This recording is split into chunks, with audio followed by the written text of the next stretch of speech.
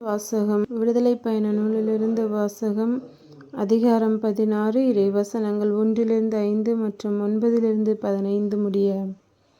Israel மக்களின் கூட்டமைப்பினர் அனைவரும் ஏலிமிலிருந்து புறப்பட்டு ஏலிம், சீனாய் இவற்றிற்கிடையே உள்ள சீன் பாலை நிலத்தை வந்தடைந்தனர்.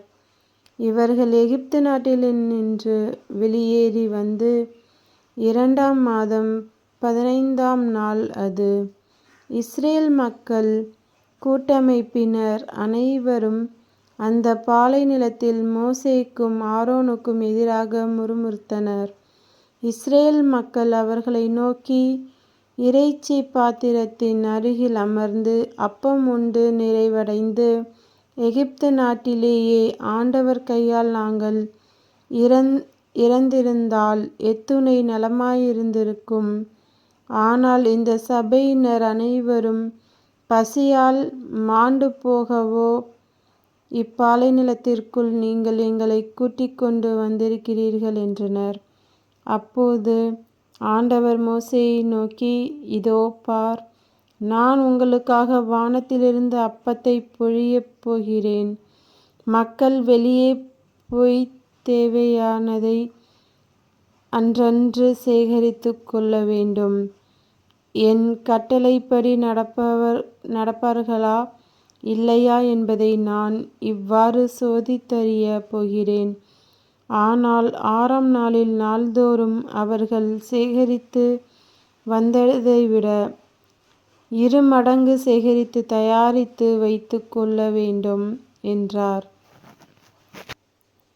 மோசே ஆரோனிடம், நீர் இஸ்ரேல் மக்கள் கூட்டமைப்பு முழுவதையும் நோக்கி, ஆண்டவர் திருமுன் அணுகிச் செல்லுங்கள், ஏனெனில் அவர் உங்கள் முறுமுறுப்புகளைக் கேட்டுள்ளார் என்று சொல்லும் என்றார். அவ்வாறே ஆரோனும் இஸ்ரேல் மக்கள் கூட்டமைப்பு முழுவதையும் நோக்கி பேசிக் கொண்டிருக்கையில் அவர்கள் பாலை நிலம் பக்கமாய் திரும்பினார்கள்.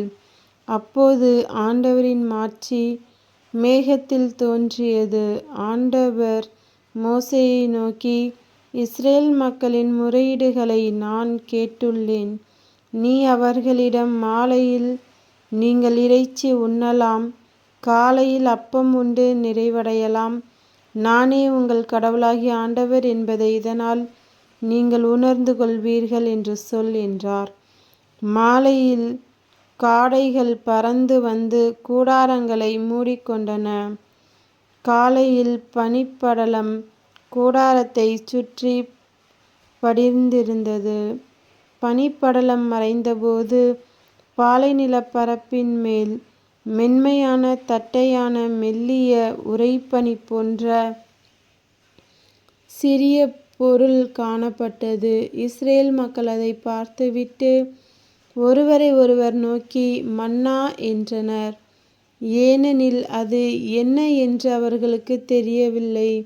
அப்போது மோசே அவர்களை நோக்கி, ஆண்டவர் உங்களுக்கு உணவாக தந்த அப்பம் இதுவே என்றார். இது ஆண்டவரின் அருள்வாக்கு. இறைவா உமக்கு நன்றி. நற்செய்தி வாசகம். புனித மத்தேயு எழுதிய நற்செய்தியிலிருந்து வாசகம். அதிகாரம் 13 இறைவசனங்கள் 1-9 முடிய. அதே நாளில் இயேசு வீட்டிற்கு வெளியே சென்று கடலோரத்தில் அமர்ந்தார். மக்கள் பெருந்திரளாய் அவரிடம் ஒன்று கூடி வந்தனர். ஆகவே அவர் படகில் ஏறி அமர்ந்தார். திரண்டிருந்த மக்கள் அனைவரும் கடற்கரையில் நின்று கொண்டிருந்தனர். அவர் உவமைகள் வாயிலாக பலவற்றைக் குறித்து அவர்களோடு பேசினார். விதைப்பவர் ஒருவர் விதைக்கச் சென்றார். அவர் விதைக்கும் பொழுது சில விதைகள் வழியோரம் விழுந்தன. பறவைகள் வந்து அவற்றை விழுங்கிவிட்டன. வேறு சில விதைகள் மிகுதியாக மண் இல்லா பாறை பகுதிகளில் விழுந்தன. அங்கே மண் ஆழமாக இல்லாததால் அவை விரைவில் முளைத்தன. ஆனால் கதிரவன் மேலே எழ அவை காய்ந்து வேரில்லாமையால் கருகிப் போயின. மற்றும் சில விதைகள் முட்செடிகளின் இடையே விழுந்தன. முட்செடிகள் வளர்ந்து அவற்றை நெருக்கிவிட்டன. ஆனால் இன்னும் சில விதைகள் நல்ல நிலத்தில் விழுந்தன. அவற்றுள் சில 100 மடங்காகவும், சில 60 மடங்காகவும், சில 30 மடங்காகவும் விளைச்சலைக் கொடுத்தன. கேட்கச் செவியுள்ளோர் கேட்கட்டும் என்றார். இது கிறிஸ்துவின் நற்செய்தி. கிறிஸ்துவே உமக்கு புகழ்.